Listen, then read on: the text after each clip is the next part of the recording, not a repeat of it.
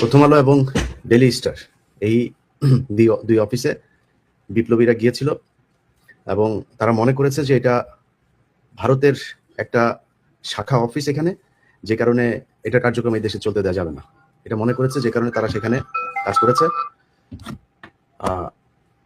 স্বরাষ্ট্র উপদেষ্টা এই শুয়োরের বাচ্চা কিছুক্ষণ আগে আইজিপিকে নির্দেশ দিয়েছেন।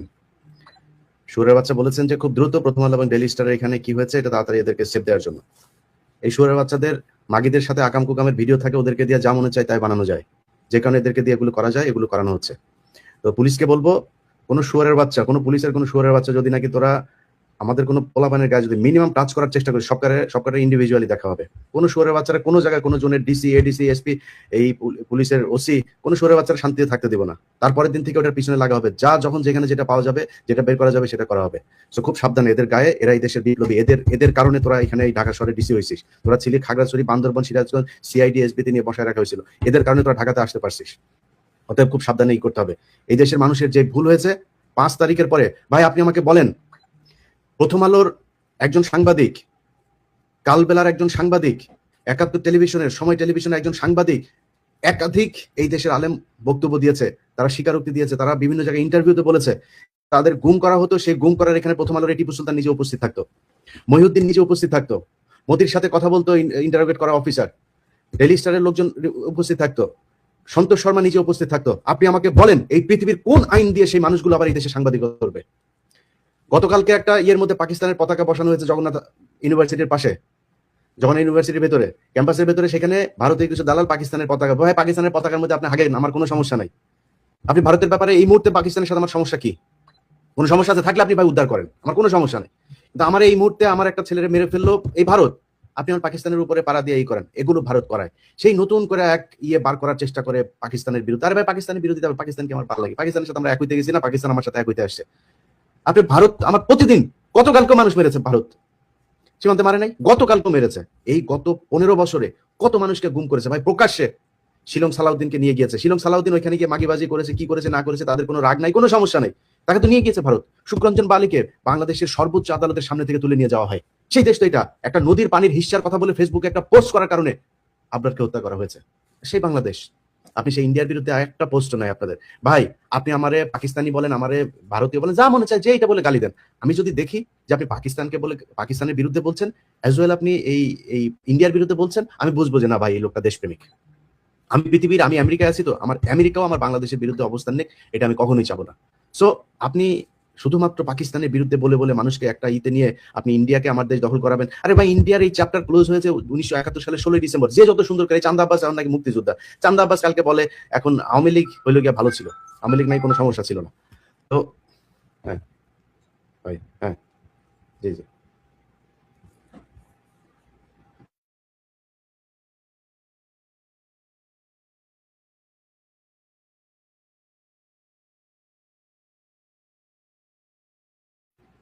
ওকে ওকে।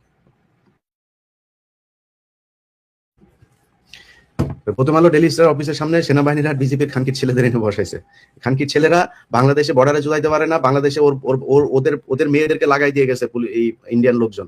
পিলখানায় তো সেনাবাহিনীর অনেক অফিসারে লাগাইছে না, লাগাই দিয়ে গেছে না।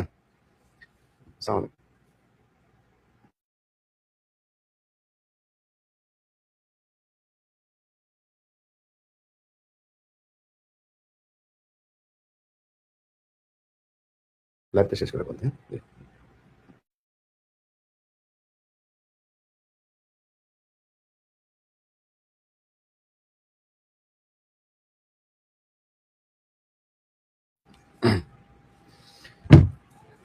ঈদ মোবারক জানাইতে ফোন করছিল বিশেষ একজন, যাই হোক। তো এখন এই 15 বছরে এরা আমার দেশের মানুষকে মানে নিজে উপস্থিত থেকে ভারতীয় হাইকমিশনার ইয়েকে দিয়ে বসায়, একসাথে বসায় তারা এই সিটিটিসিতে বসা মিটিং করে, মিছিল করে। তারা এই দেশে সাংবাদিকতা করবে? এটা সাংবাদিকতা, এটার নাম সাংবাদিকতা। তারা এই যে গতকালকে প্রথম আলো নিউজ করেছে জগন্নাথের, এটা নিয়ে পাকিস্তানের সাথে আমাদের ঝামেলা শেষ হয়ে গেছে, আমাদের সমঝোতা হয়ে গেছে, কি যেন একটা শিরোনাম করেছে। হ্যাঁ হয়েছে তো, পাকিস্তানের সাথে কি চান আপনি, আর করেন, সমস্যা নাই, কিন্তু আপনি ভারতের ব্যাপারে এত উদার কেন? বিবিসির এই দালালরা, এরা নাকি বলেন ইন্টারন্যাশনাল ইয়ে, তোদের তোদের কোত্থেকে টাকা আসে, তোরা তোরা মানে বিবিসি কেন প্রতিষ্ঠা হয়েছে এগুলি তো আমরা জানি। বাংলাদেশে তোরা আমাদের বিশাল আকারের তাহলে গরিব দেশ, আমরা এখানে যা বিবিসি নাম শুনে সবাই পাগল হয়ে যায়। তো ওনারা করেছে, ওনারা আপনার নিউজ করেছে গত 15 বছরে হাসিনারে নিয়ে, কোনো কিছু তারা পায় নাই, কিচ্ছু পায় নাই তারা। এখন তারা নিউজ করছে ইদানিং আবার খুব পাকিস্তানের বিরুদ্ধে, ইন্ডিয়ার পক্ষে। তারা হাদিরে নিয়ে একটা নিউজ, হাদি মাদ্রাসায় পড়তো, হাদি বিভিন্ন ধরনের হিজবুত তাহরিরের সাথেও নাকি হাদির নাকি ইয়ের কথা শোনা যায়, বিবিসি পায়। বিবিসি বালদিয়া জিগায় কেউ বাংলাদেশে। তো এগুলো হচ্ছে কি আমাদের দেশের এই সাংবাদিকরা সাংবাদিকতা করেছে গেল 15 বছর ধরে, তারা এখন সাংবাদিকতা করবে, আবার একই রকম সাংবাদিকতা করবে। বসুন্ধরা গ্রুপের এই, ওর নাম কি, হায়দার আলী আওয়ামী লীগের লোকজনকে গুছিয়ে গুছিয়ে বেছে বেছে নিয়ে যায়, তারপরে তার টকশোতে বসায়। এই নিকোল আওয়ামী লীগের খাটযোদ্ধা ছিল, মন্ত্রীদের সাথে শুইতো, টাকা নিত, প্লট নিত, বিভিন্ন কিছু, 3-4টা প্লট আছে তার। তো এগুলো এখন ওই আওয়ামী লীগের লোকজনের ডেকে ডেকে নিয়ে সে আওয়ামী বয়ানি করতে চায়। আওয়ামী লীগ তো এখন মানে রয়ের টাকা, আওয়ামী লীগের টাকা বিলিয়ন বিলিয়ন ডলারের মালিক, তারা টাকা দিতে সমস্যা নেই। তারা এই বুদ্ধিভিত্তিক একটা আবার নতুন করে এই ফ্যাসিজম বাংলাদেশে করার পায়তারা করছে। এটা করতে দেওয়া যাবে না। এই দেশের মানুষ যদি আসলে স্বাধীনতা চায়, তাহলে আমাদের শত্রু পাকিস্তানের বিরুদ্ধে দাঁড়ান, আমাদের শত্রু ভারতের বিরুদ্ধে দাঁড়াইতে হবে। যদি সেটা দাঁড়াইতে না পারেন, যে 71-এর পাল্টাল নিয়ে গান টান গায়ে পাই লাভ নাই। এই দেশে এই জামাত ইসলাম 1952 সালে ভাষা আন্দোলন পর্যন্ত ছিল, তারপরে ছিল না কেন? 69 পর্যন্ত জামাত ইসলাম, নিজামী ইসলাম সবাই ছিল, ড্যাক পর্যন্ত জামাত ইসলাম ছিল, ড্যাক নাম শুনেছেন? ড্যাকে পর্যন্ত ওই 68 সালের তখন পর্যন্ত ছিল। হঠাৎ করে এসে তারা মোচড় দিল কেন? এটা বুঝতে হবে যে 71-এর 16 ডিসেম্বরে আমাদের কিভাবে আমাদের কাছ থেকে বিজয়টা নিয়ে নেওয়া হয়েছে, এই জিনিসগুলো হয়েছে। ভাই স্বাধীনতা চান, আপনি বিজয় দিবস পালন করবেন, আমি করতে চাই। আপনার চাইতে আমি অনেক বেশি স্বাধীন আছি, আপনি স্বাধীন। আরে ভাই 15 বছর 20 বছর বিদেশে বসে কামলা দেন, এটার নাম স্বাধীনতা? আপনি ঢাকা মেডিকেলে যান একটা ট্রিটমেন্ট নিতে, বড় লোকেরা সব এয়ার অ্যাম্বুলেন্সে নিয়ে যায়, তারপরে ট্রিটমেন্টে যায়। আপনি ট্রিটমেন্ট নিতে পারেন, আপনার লাথি দিয়ে ফেলায় রাখা হয় মেজের ভেতরে, 2 দিন পরে ডাক্তার আসলো না আসলে নাই, মারা যাবেন না বাঁচবেন, এটা নিয়ে সরকারের কোনো কিছু নেই। এটার নাম স্বাধীনতা? কে স্বাধীন আছেন আমারে বলেন? সীমান্তে যান, আপনি কি কোন আর্মস নিয়ে গিয়েছিলেন? আপনারা ধরে তারপরে গুলি করে মেরে ফেলো কেন? কিসের জন্য? এটা নাম স্বাধীনতা বলে? এটা স্বাধীন দেশ? কোন স্বাধীন দেশের পৃথিবীর ইতিহাসে কোথাও কোন দেশে এইভাবে সীমান্তে গুলি করে মারে পৃথিবীর কোন দেশ দেখাইতে পারবেন আপনি? মেরে ফেলছে। আমার দেশের খুনিরা বর্ডার পার হইলে সেই দেশে গেলে তারা সর্বোচ্চ সুযোগ সুবিধা দিয়ে তারপরে রাখে। এটার নাম আমার স্বাধীনতা? এই স্বাধীনতা ভোগ করছেন, বিজয় দিবস পালন ভোগ করতে চান? ভোগ করতে চাইলে আপনাদেরকে কিছু কথা বলি ভাই, যে ভুলগুলো 5 তারিখে করেছিলেন সেই ভুলগুলো করা যাবে না। এই দেশে ছায়ানোট আছে না, ছায়ানোটের কোনো কার্যালয় বাংলাদেশের কোথাও থাকতে দেওয়া যাবে না। উদিচি আছে না, কোনো উদিচির কোনো অফিস বাংলাদেশের কোথাও থাকতে যাবে না। আজকে কাজ যা যা হবে হওয়ার পরে তারপরে আস্তে আস্তে আপনারা জানতে পারবেন। আপনার নিজের, এটা আপনার দায়িত্ব ভাই, একজন দেশপ্রেমিক হিসাবে ভারতীয় কোনো অফিস এই দেশে থাকতে দেওয়া যাবে না। বাংলাদেশের প্রতিটা গার্মেন্টসে টোটাল, আমি কিছুক্ষণ আগে গার্মেন্টস মালিকের সাথে কথা বললাম, প্রায় 5 লক্ষ ভারতীয় বাংলাদেশে কাজ করে, এবং এদের কেউ কিন্তু ছোট লেভেলের ওয়ার্কার না, এরা সব বড় বড় লেভেলের। আমার দেশের লোক আছে, আপনার লোক না থাকলে আপনি ক্রিয়েট করেন।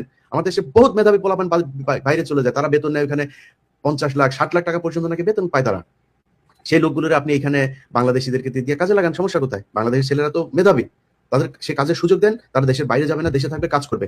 প্রতিটা গার্মেন্টস থেকে এদেরকে বের করতে হবে। যারা যারা না করে তাদের ওই গার্মেন্টস কারখানার ব্যাপারে ব্যবস্থা নিতে হবে। মুজিবের মূর্তি যেই জায়গায় এখন পর্যন্ত আছে, মুজিবের নামে যেই প্রতিষ্ঠান এখন পর্যন্ত আছে, আজকে রাতের ভিতরে সবগুলোকে একদম ডেমোলিশ করতে হবে।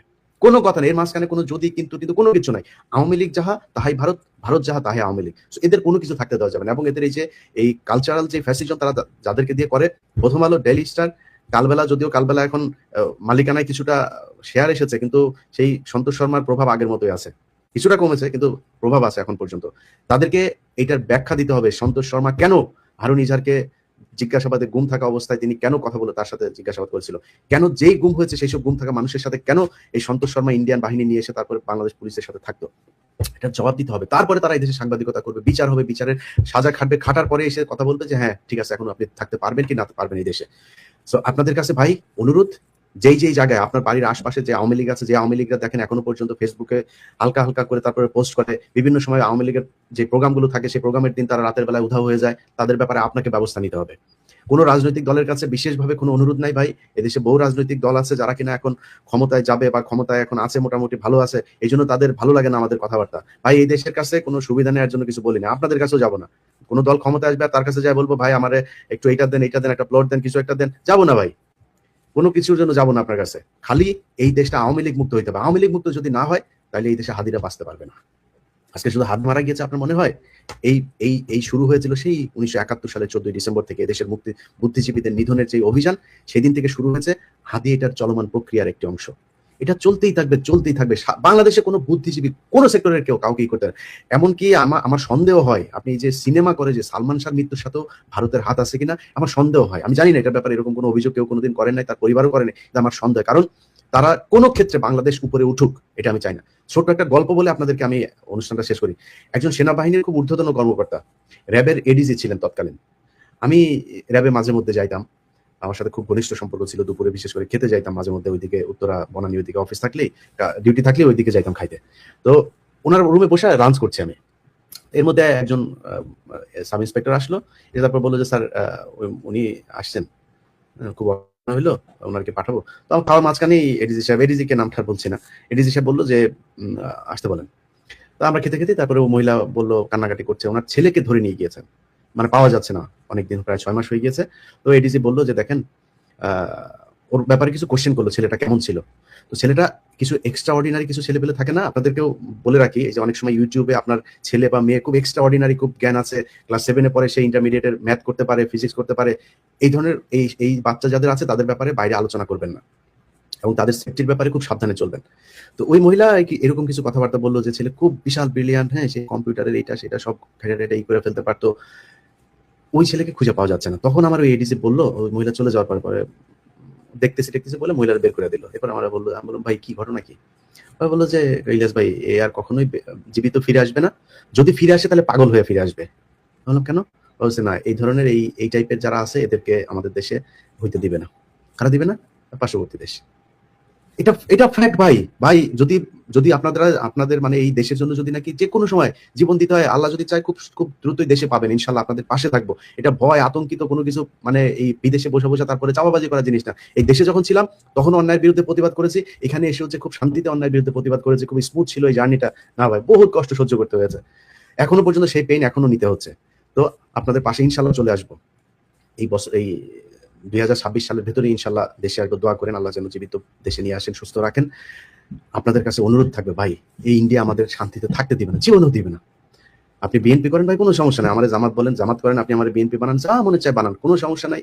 আপনার কাছে অনুরোধ, ইন্ডিয়ার ব্যাপারে সিরিয়াস হইতে হবে। যে যার জায়গা থেকে কিছু টাকা পয়সার জন্য আপনার ভবিষ্যৎ প্রজন্মকে ভারতের সামনে এইভাবে একটা সিংহের খাঁচার মধ্যে আপনার ভবিষ্যৎ প্রজন্মকে ছেড়ে দিয়ে যায় না। আপনাদের কাছে অনুরোধ থাকলো, সো আগামী কালকের ভেতরে এই দেশকে ভারত মুক্ত করতে হবে। আদিল লাশ দাফনের আগে এই দেশে ভারতের যত টুলস আছে প্রতিটা ইনস্ট্রুমেন্টকে এই দেশ থেকে একদম উইপড আউট করতে হবে। এছাড়া আপনি আজকে হাদি মরেছে, কালকে হাসনাত মরবে, পরশু আমি মরবো, তারপরের দিন সার্জিস মরবে, আপনারা কেউ থাকতে পারবেন না, একজনও বাঁচতে পারবে না। কয়দিন আগে হাদির একটা কবিতা দেখেছেন না? বিশ্বাস করেন ওই কবিতাটা দেখার পরে আমি এই ধরনের মানে সাইদি সাহেবকে কেন মেরেছে, সাইদি সাহেব একটা মিটিং করলে আমি বিশ্বাস করি সাইদি সাহেব যদি বেঁচে থাকতো আজকে, যদি ওনার মানে জেল থেকে বের হওয়ার পরে প্রথম কোনো জনসভা হইতো, যদি কম হইতো তাহলে 1 কোটি মানুষ হইতো, আমি এটা বিশ্বাস করি। এই তারেক রহমান দেশে যাচ্ছে না, আপনি দেখবেন তারেক রহমান দেশে যাওয়ার পরে যদি তারেক রহমান দেশেই থাকতো তাহলে এত জনপ্রিয় হইতো না। তারেক রহমান দেশে যাওয়ার পরে দেখেন আপনি কি পরিমাণে মানুষ ওই দিন ঢাকা শহর, আমি তো মনে করি বাংলাদেশ ওই দিন অচল হয়ে যাবে। কেন তারেক রহমানকে কেন টার্গেট, খালেদা জিয়াকে কেন টার্গেট? শুধুমাত্র ইন্ডিয়ার কারণে। জিয়াউর রহমানকে মারা হয়েছিল কেন ভাই? শুধু ইন্ডিয়া বিরোধিতার কারণে। শেখ মুজিব ইন্ডিয়ার বিরুদ্ধে কিছু ব্যবস্থা নিয়েছিল, যেটা আওয়ামী লীগ বলে না। শেখ মুজিবের ওই জিনিসগুলো নিয়ে যদি আলোচনা করতো, শেখ মুজিব স্বাধীনতা চায় নাই ভাই, ওই জিনিসগুলো নিয়ে আলোচনা করেন, আমি শেখ মুজিবের পক্ষে অনেক কথা বলতে পারবো। কিন্তু আপনারা ওইটারে নেগেটিভ বানায়, আপনারা মিথ্যাটাকে পজিটিভ বানায় শেখ মুজিবকে এক আলাদা নায়ক বানিয়েছেন। ওইভাবে বানাইতে পারবেন না। ইতিহাস এত সহজে আপনি বিকৃত করে ফেলতে পারবেন না, ইতিহাস এখনো অ্যালাইভ। সো আপনি এগুলো চলে আসবে, যত বিতর্ক করবেন, আপনি 16 ডিসেম্বর নিয়ে বিতর্ক করবেন, 30 লাখ নিয়ে বিতর্ক করবেন, 2 লাখ, আমরা চাই এটা বিতর্ক হোক, খুবই চাই। কত হাজার মানুষ আসবেন, আমি একা বসবো ভাই আপনার সাথে এটা বিতর্ক, একদম ডকুমেন্ট সব, বইয়ের পৃষ্ঠা সহ আপনারা দেখাই দেবো। সো এগুলো আপনাদের কাছে অনুরোধ থাকবে। আমাদের শত্রু ভাই ভারতের ভাই কোনো কিছু নেই। আপনি বিএনপির এক ভাই আমার আজকে গালাগালি করে, আরেক ভাই আমার গালাগালি করে, আরেকজন, আমার কোনো সমস্যা নেই ভাই, আপনি যেটা বুঝেছেন বুঝে আমার গালাগালি করছেন, কোনো সমস্যা নেই। কিন্তু আপনারা বুঝতে হবে যে আমরা যে বিষয়টা নিয়ে কথা বলি সেই বিষয়টা আপনার নিরাপত্তার জন্য কথা বলি, এই দেশের জন্য কথা বলি। এই দেশের এই গত 1.5 বছরে ইলিয়াস হুসাইনের ব্যাপারে ইনশাল্লাহ তারাই একদিন তাদের মুখ থেকে বলবে, তাদেরকে নিয়ে আসবো আপনাদের কাছে, তারা বলবে। এই আজকে রাতে ঘুমাইছিলাম, একজনের জামিনের ব্যাপারে আমি সেই কল ধরতে পারিনি, রাত এখানকার রাত 3টা 3:30টার সময় কল দিয়েছি, সকালে উঠে দেখলাম যে আমি ইয়ে করে রেখেছে, পোস্ট দিয়ে রেখেছে, মেসেজ পাঠিয়েছে, অনেকবার কল দিয়েছে। জামিন হয়েছে, ছাড়ে না। জামিন হলে বারবার পুশ করতে হয়, বারবার পুশ করতে হয়। কেন ভাই? জামিন হলে আপনার সমস্যা কোথায়? সেই সন্ত্রাস দমন আইন, সেই সন্ত্রাস বিরোধী আইন, সেই আইনে আটক করেছে 2009 সালে, 10 সালের আটকে তারা এখন পর্যন্ত জেলখানায় আছে। এদের বাঁচাইতে হবে। বিডিআর এর যে লোকগুলি এখন পর্যন্ত জেলখানায় আছে, বিডিআর কমিশন রিপোর্ট দিয়েছে না?